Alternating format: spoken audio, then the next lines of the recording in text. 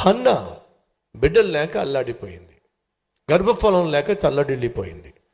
మందిరానికి వచ్చింది, మందిరంలో కన్నీటితో ప్రార్థన చేసింది. అలా కన్నీటితో ప్రార్థన చేస్తున్నప్పుడు అక్కడున్నటువంటి యాజకుడైనటువంటి ఏలి మొదట్లో అపార్థం చేసుకున్నాడు, ఆ తర్వాత అర్థం చేసుకున్నాడు. అర్థం చేసుకున్న ఏలి ఏమన్నాడో తెలుసా? అమ్మా నువ్వు వెళ్ళు, నువ్వు చేసిన మనవి యెహోవా ఆలకించి నీకు సమాధానము అనుగ్రహిస్తాడు, వెళ్ళు. ఆ మాట ఆ సేవకుడు చెప్పినప్పుడు తను నమ్మేసిందండి. దేవుడు నాకు వాగ్దానం ఇచ్చాడు. చూద్దాం రండి, మొదటి సమూయేలు గ్రంథం. మీరు మందిరంలో వచ్చి కూర్చున్నప్పుడు దేవుడు మీతో మాట్లాడుతున్నప్పుడు మీరు నమ్మండి, అది దేవుని వాగ్దానంగా విశ్వసించండి. ఏం జరుగుతుంది? చదువుతున్నాను.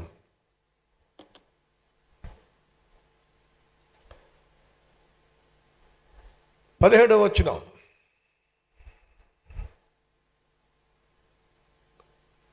మొదటి అధ్యాయము 17వ వచనం చదువుతున్నాను. అంతటా ఏలి, నీవు క్షేమముగా వెళ్ళుము, ఇశ్రాయేలు దేవునితో నీవు చేసుకొనిన మనవిని ఆయన దయచేయునుగాక అని ఆమెతో చెప్పగా, ఏమన్నాడు? ఎంతో కాలంగా పిల్లలు లేరండి హన్నకు.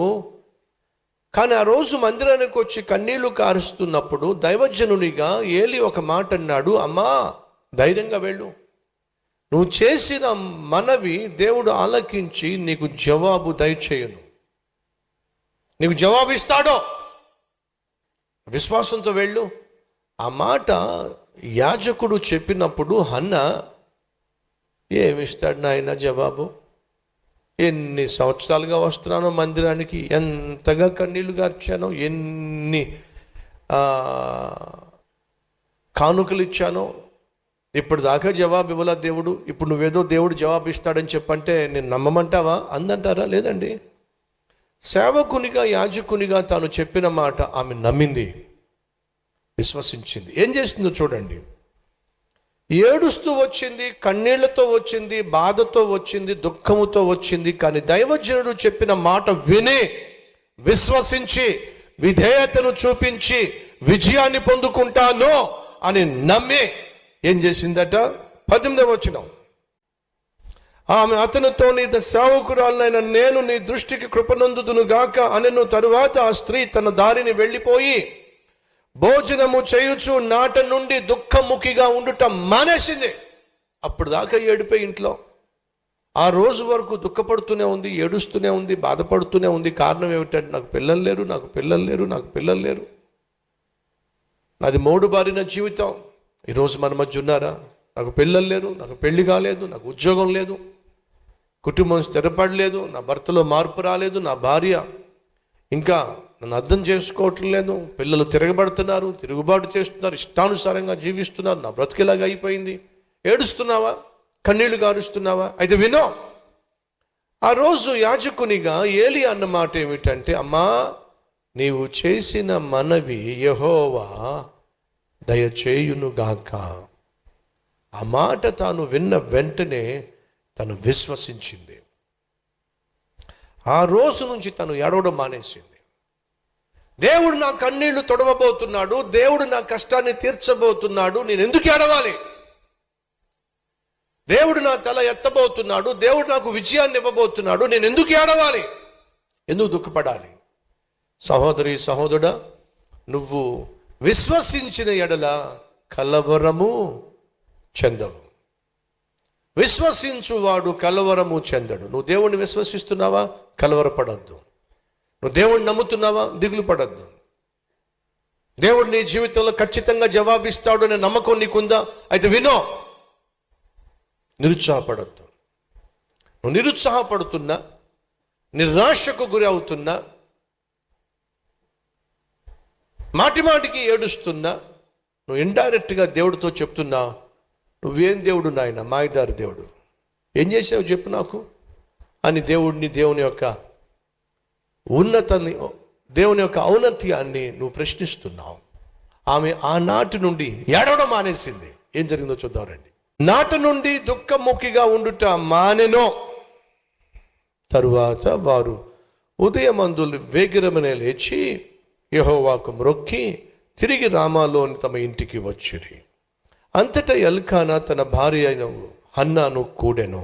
యెహోవా ఆమెను జ్ఞాపకము చేసుకొనెను గనుక హన్నా గర్భము ధరించి దినములు నిండినప్పుడు ఒక కుమారుణ్ణి కని, నేను యెహోవాకు మ్రొక్కుకొని వీనిని అడిగి తిననుకొని వానికి సమూయేలు అనే పేరు పెట్టింది.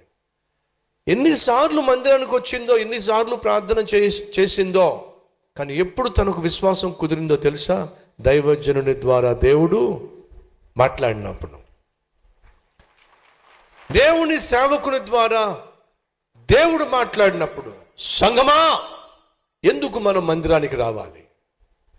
ఎందుకు దేవుని సన్నిధిలో జాగ్రత్తగా వాక్యం వినాలి? 60 నిమిషాల పాటు లేక 60 నుంచి 80 నిమిషాల పాటు, కొన్నిసార్లు 90 నిమిషాల పాటు నేను వాక్య పరిచర్య చేస్తున్నప్పుడు మొత్తం సందేశం అంతా కూడా నిన్ను ప్రభావితం చేయదు. ఏదో ఒక మాటే నిన్ను పట్టుకుంటుంది. ఏదో ఒక మాటే నీ జీవితాన్ని మార్చేస్తుంది. ఏదో ఒక మాటే నీ హృదయాన్ని తాకుతుంది. ఆ ఒక్క మాట కోసం నువ్వు ఎదురు చూడాలి. ఏలి ఇచ్చిన మాట, ఏలి అన్న మాట హన్నా హృదయంలో గొప్ప విశ్వాసాన్ని ఇచ్చింది. తన కుమారుణ్ణి తీసుకొచ్చేసి దేవుని సన్నిధిలో అర్పించేసిందండి.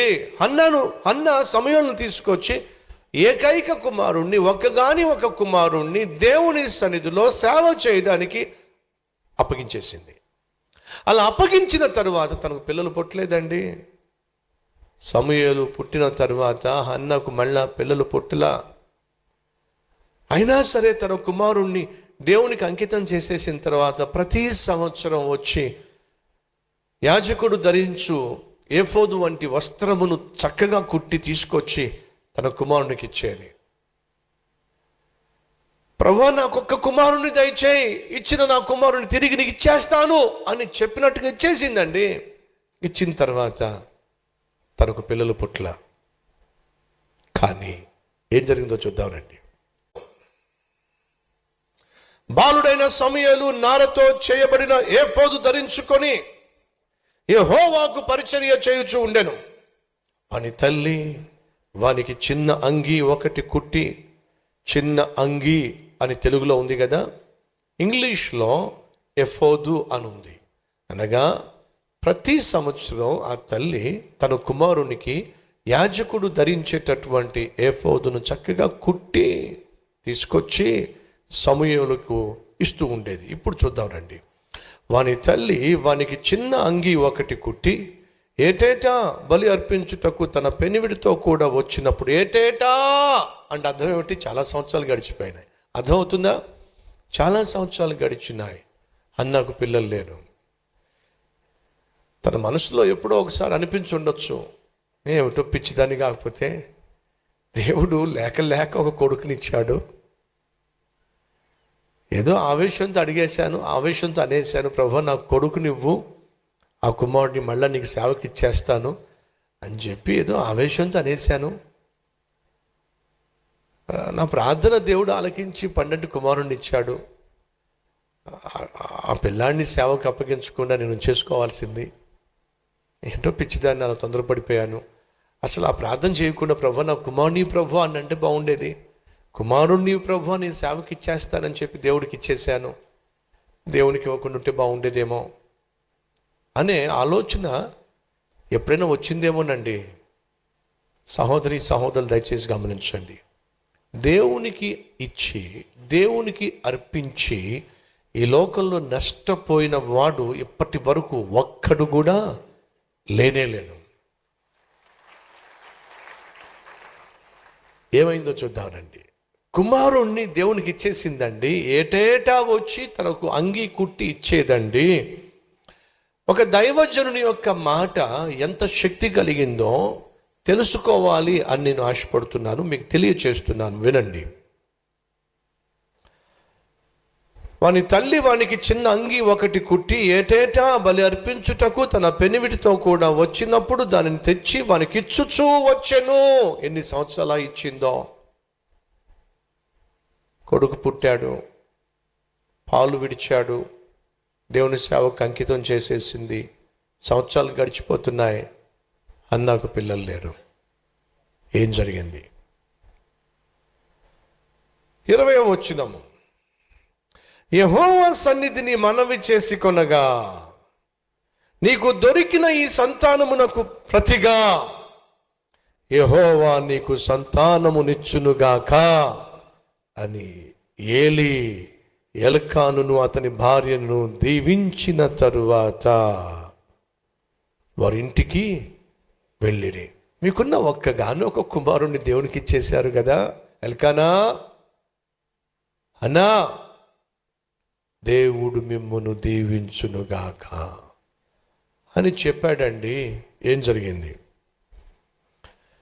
20వ వచనము, 21వ వచనము, ఎల్కానాను అతని భార్యను దీవించిన తరువాత వారి ఇంటికి వెళ్ళిరి.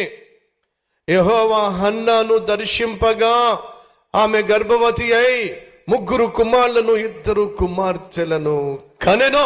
అద్భుతం కదండి. ఎంతమందికి అందట? 3 కుమారుల్ని 2 కుమార్తెలను కనెను అనంటే కుర్చీలో కూర్చుని అలా ఆలోచిస్తూ ఉండిపోమాకండి. అది ఎలా సాధ్యమైంది? 3 కుమారుల్ని 2 కుమార్తెలను ఒకేసారి కన్ను మాటలా? ఉన్నారా బాబు అలాంటి వాళ్ళు? ఒకే రోజు కన్నట్టుగా బైబిల్లో లేదు. 3 కుమారులను దేవుడిచ్చాడు, 2 కుమార్తెలను ఇచ్చాడు, మొత్తం కలిపి 5గురిని. ఆమె ఎంతమంది ఇచ్చింది దేవుడికి? చెప్పండి గట్టిగా. ఒక్కడిని ఇస్తే ఎంతమంది ఇచ్చాడు దేవుడు? 5గురిని ఇచ్చాడు.